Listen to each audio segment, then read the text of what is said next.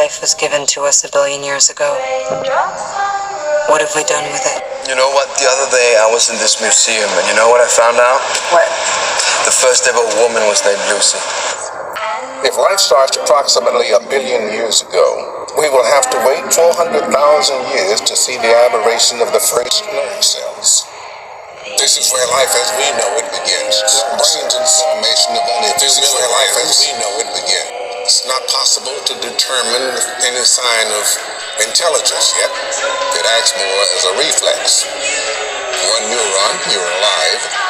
Two neurons, you're moving. And with movement, interesting things begin to happen.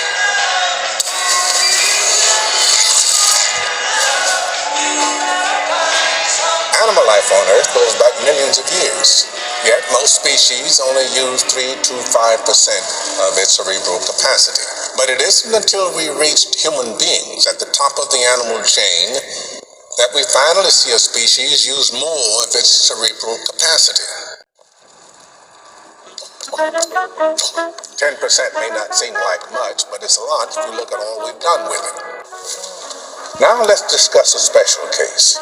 The only living being that uses its brain better than us, the dolphin.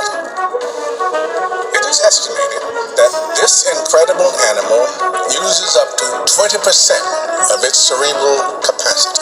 In particular, this allows it to have an echolocation system that is more efficient than any sonar invented by mankind. But the dolphin did not invent the sonar, it developed it naturally.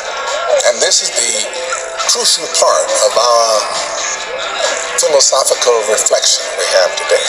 Can we therefore conclude that humans are concerned more with having than being? Like us, life seems to have only one single purpose: gaining time. And it is going through time seems to be also the only real purpose of each of the cells in our bodies.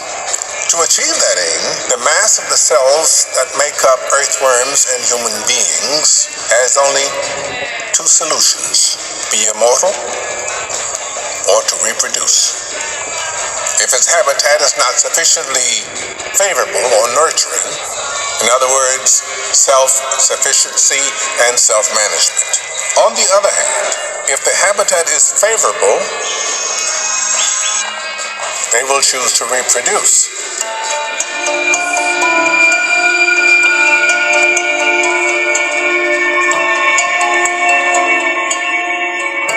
That way, when they die, they hand down essential information and knowledge to the next cell, which hands it down to the next cell, and so on.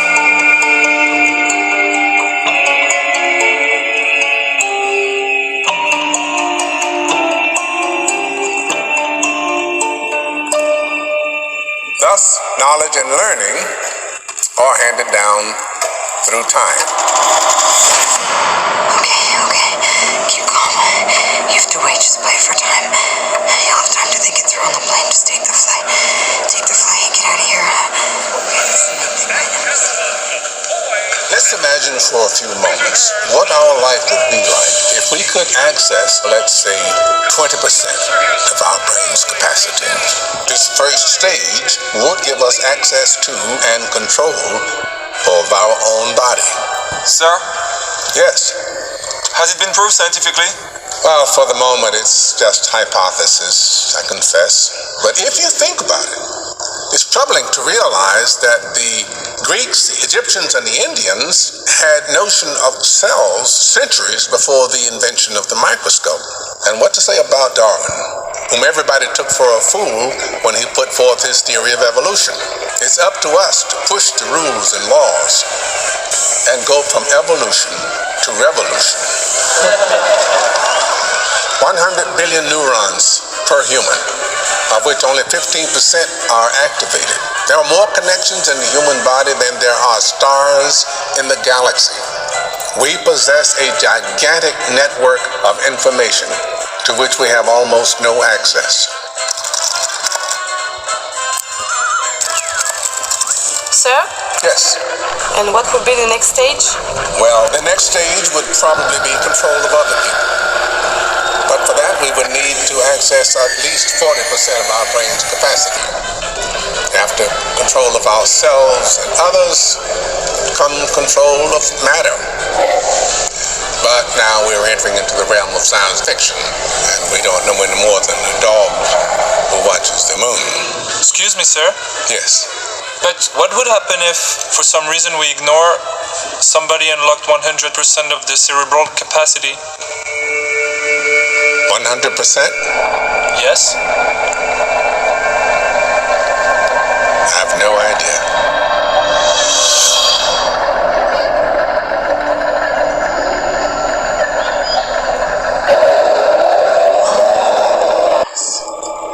I feel everything. What do you mean, sweetie? Space. The air.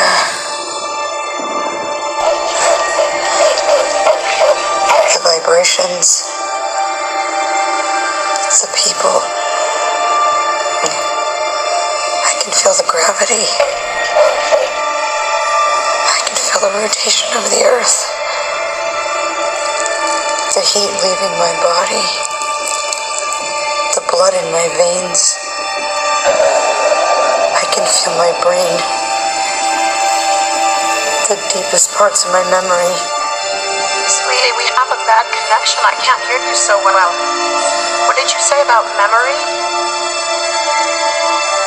The pain in my mouth. When I had braces, I can remember the feeling of your hand on my forehead when I ran a fever. I remember stroking the cat, it was so soft. The cat? What cat, honey? Siamese with blue eyes and a broken tail. Sweetie, you can't possibly remember that. You were barely a year old. I remember the taste of your milk in my mouth. The room. The liquid. Sweetie, what are you talking about? I just want to tell you that I love you, Mom and Dad. Sweetie. And I want to thank you for the 1,000 kisses that I can still feel on my face. I love you, Mom. I love you too, sweetie. More than anything in the world.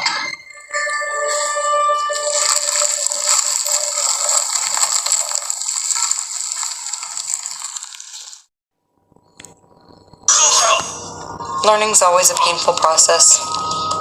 Like when you're little and your bones are growing and you ache all over. Can you believe I can remember the sound of my own bones growing? Like this grinding under the skin. Everything's different now. Like sounds are music that I can understand. Like fluids. It's funny, I used to be so concerned with who I was and what I wanted to be, and now that I have access to the furthest reaches of my brain, I see things clearly and realize that what makes us us, it's primitive. They're all obstacles. Does that make any sense? Like this pain you're experiencing, it's blocking you from understanding me. All you know now is pain. That's all you know.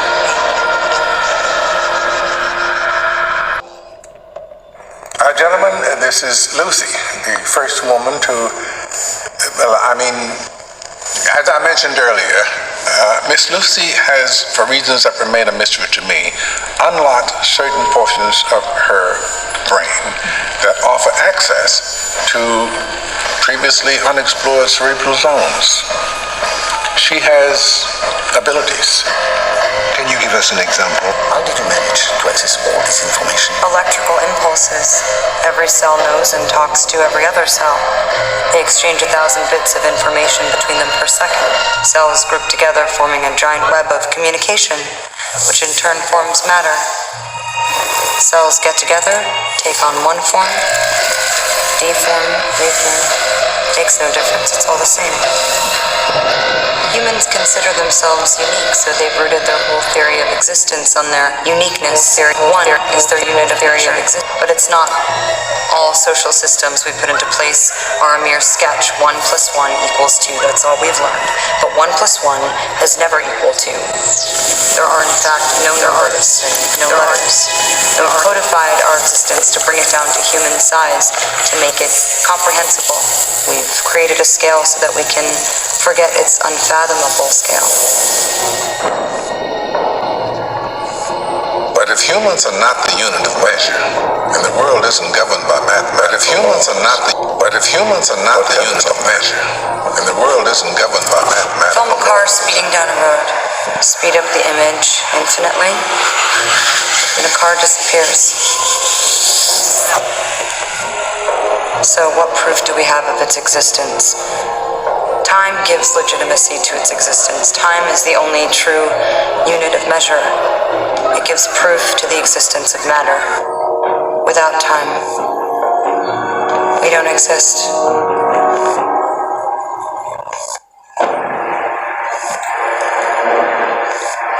Time is unity. I'm afraid you won't survive. Some cells inside me will fight and defend their integrity till the very end. In order to attain the last few percent, I have to force it, to crack the cells open to their nucleus.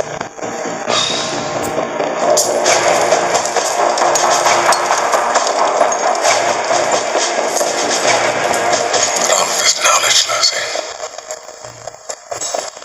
I'm not even sure that mankind is ready for it. We're so driven by power and profit.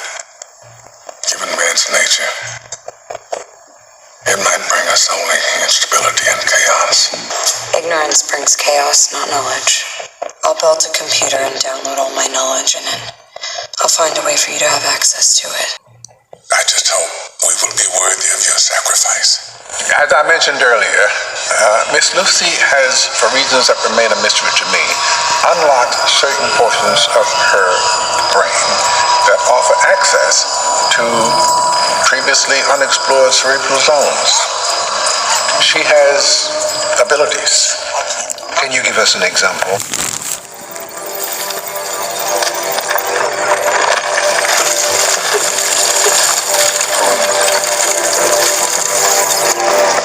What is she doing?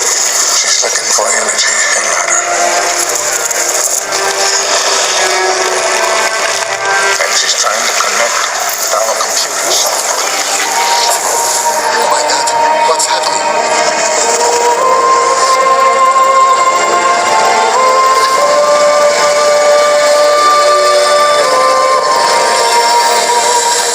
What is she making? New generation computer, I presume.